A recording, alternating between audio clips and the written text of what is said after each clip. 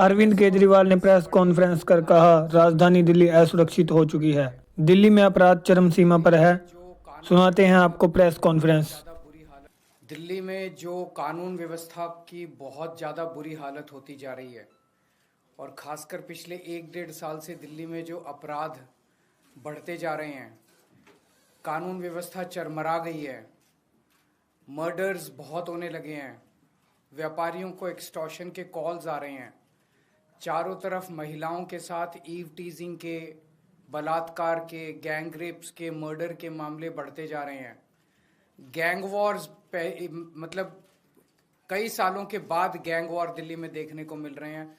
जिस किस्म के गैंग वॉर एक समय में 90s के दशक में बॉम्बे में देखने को मिलते थे, जब बॉम्बे में अंडरवर्ल्ड का बोलबाला था, उस तरह के गैंग वॉर और शूट आउट्स दिल्ली के अंदर देखने को मिल रहे हैं।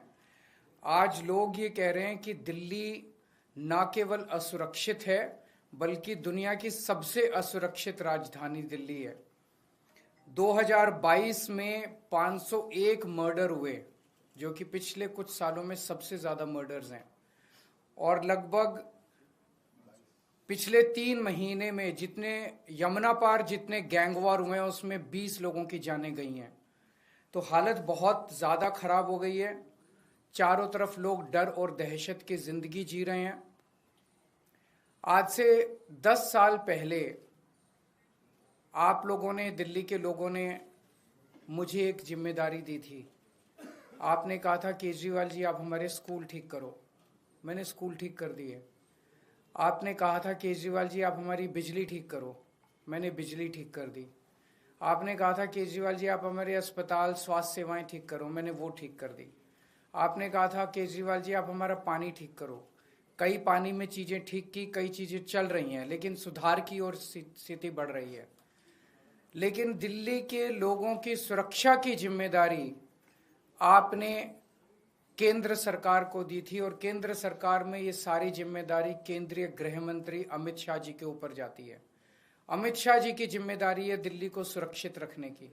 अमित शाह जी की जिम्मेदारी है दिल्ली में कानून व्यवस्था को बनाए रखने की।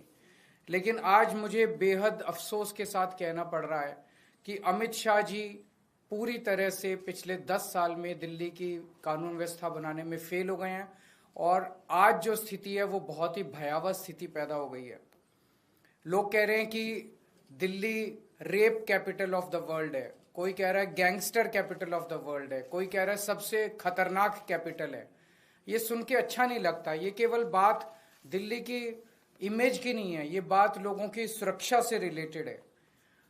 आज सबसे ज्यादा 2 तबके के लोग डरे हुए हैं, महिलाएं और बिजनेसमैन। कल मैं नांगलोई गया। नांगलोई में कुछ दिन पहले रोशनलाल नाम के एक व्यक्ति जो दुकान चलाते हैं, उन्होंने 8 बजे सुबह दुकान खोली। 9:15 बजे उनके दुकान पे 2 मोटरसाइकिल पे सवार आए, उन्होंने गोलियां चलाई और वो भाग गए। कल मैं उनसे मिलने के लिए गया था बस, और भारतीय जनता पार्टी के कार्यकर्ताओं ने मुझे उनकी दुकान तक नहीं जाने दिया, रास्ते में रोक लिया। रास्ते से वापस आना पड़ा मुझे। रोशनलाल जी ने अपना बेटा भेजा मुझे, मैं गाड़ी में बैठे बैठे मैंने उनके बेटे से मुलाकात की। मेरे को रोकने से क्या होगा? मैं अमित शाह जी से कहना चाहता हूं, केजरीवाल को मत रोकिए, क्राइम को रोकिए, अपराध को रोकिए, वो आपकी जिम्मेदारी है। केजरीवाल को रोकना आपकी जिम्मेदारी नहीं है। अगर आज आप अपना काम ठीक से कर लेते तो आपको केजरीवाल को रोकने की जरूरत नहीं पड़ती, केजरीवाल को नांगलोई जाने की जरूरत नहीं पड़ती। क्या छुपाने की कोशिश की जा रही है?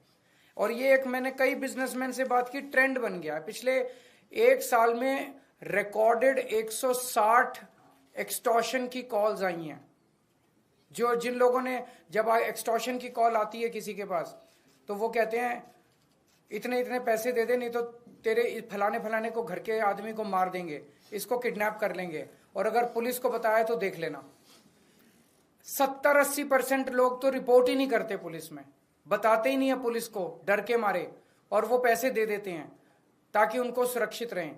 तो 160 कॉल तो पुलिस के रिकॉर्ड में है। पता नहीं कितनी कॉल्स ऐसी हैं जो लोगों को आ रही हैं और लोग बता नहीं रहे। तो हर रोज पता नहीं कितनी एक्सटॉर्शन कॉल्स दिल्ली के अंदर आ रही हैं। और ये एक्सटॉर्शन कॉल्स क्या हैं? एक व्यापारी को विदेश के नंबर से एक्सटॉर्शन कॉल आती है, उसको कहा जाता है कि इतने पैसे दे दे, नहीं तो तेरे को ये कर देंगे, वो कर देंगे। अगर वो नहीं सुनता तो थोड़े दिन के बाद फिर उसके दिखाने के लिए कि वो असुरक्षित है, उसकी दुकान के ऊपर कोई मोटरसाइकिल पे शूट आउट करने के लिए, गोली चलाने के लिए 2 लोगों को भेज दिया जाता है ताकि वो डर के मारे पैसे दे दे। ये इतनी आम बात हो गई है कि दिल्ली से बिजनेसमैन दिल्ली छोड़ छोड़ के आस पड़ोस के राज्यों में जा रहे हैं। बिजनेस करना दिल्ली के अंदर एक बहुत बड़ा गुनाह बनता जा रहा है। महिलाएं असुरक्षित हैं। महिलाओं को, छोटी छोटी बच्चियों के साथ उनकी किडनैपिंग करके उनको रेप कर दिया जाता है, उनको मर्डर कर दिया जाता है। ईव टीजिंग की, मनचलों की घटनाएं मेट्रो के अंदर और बस के अंदर सफर करना दूभर होता जा रहा है। और ये सारी घटनाएं घट रही हैं अमित शाह जी के घर के चंद किलोमीटर के अंदर। अमित शाह जी तो जो कि देश के गृह मंत्री हैं, दिल्ली सीधे उनके अंडर में आती है। दिल्ली की कानून व्यवस्था उनको मेंटेन करनी है। वो अपने घर के 20 किलोमीटर के दायरे को सुरक्षित नहीं रख पा रहे, तो फिर वो कैसे देश चलाएंगे, कैसे देश के अंदर कानून व्यवस्था लागू करेंगे? मैं आपको कुछ उदाहरण देता हूं। 23 नवंबर को गोविंदपुरी में किरणपाल नाम की पुलिस कांस्टेबल, पुलिस वाले भी सुरक्षित नहीं है, जिन्हें हमें सुरक्षा देनी है वो खुद ही सुरक्षित नहीं है। किरणपाल नाम की पुरुष है, किरणपाल नाम के 28 साल के पुलिस कांस्टेबल की चाकू गोद के हत्या कर दी गई, और ये महज अमित शाह जी के घर से 13 किलोमीटर दूर हुआ। 31 अक्टूबर को फर्श बाजार, वहां पे गैंग वॉर में 2 लोगों की मौत हो गई दिवाली वाली रात को, और ये महज 14.5 किलोमीटर, अमित शाह जी के घर से 14.5 किलोमीटर दूर हुआ। 21 अक्टूबर को करोल बाग में एक महिला को किडनैप करके रेप कर दिया गया, अमित शाह जी के घर से महज 9 किलोमीटर की दूरी पे। 14 सितंबर को ग्रेटर कैलाश में 35 साल के एक जिम के मालिक को गोली मार के 2 मोटरसाइकिल वालों ने गोली मार के उसके मर्डर कर दिया। महज 9.5 किलोमीटर अमित शाह जी के घर से दूरी है उनकी। अमित शाह जी से मैं पूछना चाहता हूं, ये हो क्या रहा है? क्या आप मानते हैं कि आपसे दिल्ली नहीं संभल रही है? और दिल्ली के लोग अब सुरक्षा के लिए किसके पास जाएं? महिलाओं से पूछना चाहता हूं मैं, अपनी दिल्ली की मां, बहनें, बेटियां, उनसे सबसे पूछना चाहता हूं, क्या आप सुरक्षित महसूस करते हो अपने आप को जब घर से बाहर निकलते हो? लक्ष्मी नगर की महिलाएं, पटपड़गंज की महिलाएं, ग्रेटर कैलाश की महिलाएं, जनकपुरी की महिलाएं, कोई भी पूरे दिल्ली में कोई भी महिला अपने आप को सुरक्षित महसूस करती है?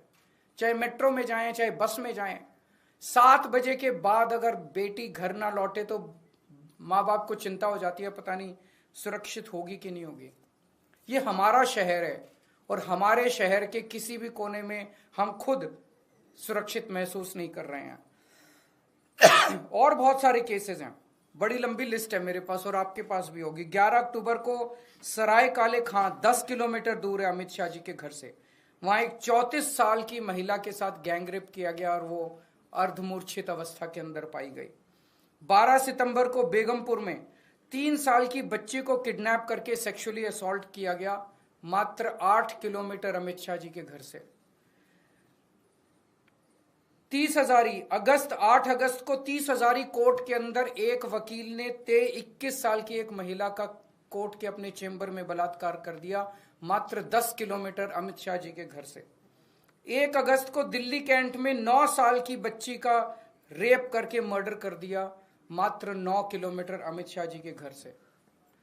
इन लोगों ने नारा दिया है, बेटी पढ़ाओ बेटी बचाओ। बेटी को पढ़ाने की जिम्मेदारी हमारी थी, हमने बेटी को पढ़ाया। बेटी को बचाने की जिम्मेदारी आपकी थी, आपने बेटी को बचाया नहीं, आप बेटी को बचाने में नाकाम रहे। आज मैं अमित शाह जी से पूछना चाहता हूं कि आपने दिल्ली को दुनिया की सबसे असुरक्षित राजधानी क्यों बनाया? आपने 10 साल में इसको रोकने के लिए क्या काम किया? हमारे दिल्ली के लोग जाएं तो जाएं कहां? आज दिल्ली के लोग भय में जी रहे हैं।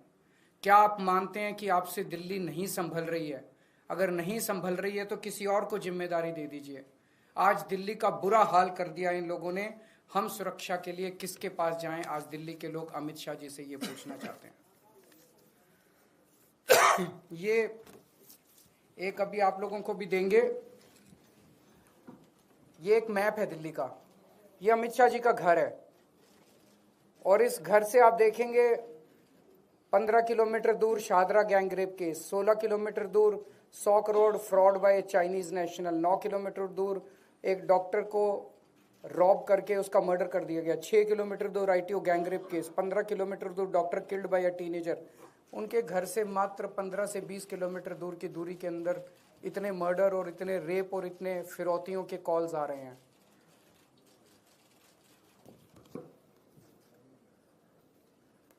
Thank you. एक दो क्वेश्चंस अगर है तो। आंगलोई में आप गए, आपकी गाड़ी को भी घेरा गया, आपके सांसद वहां मौजूद। मेरे को घेरने से क्या फायदा है? मैंने यही कहा कि केजरीवाल को क्यों रोक रहे हो, अपराध को रोको ना। मेरे को रोक के वो क्या छुपाना चाहते हैं? क्यों नहीं मेरे को जाने दिया, क्यों नहीं मेरे को उनसे मिलने दिया?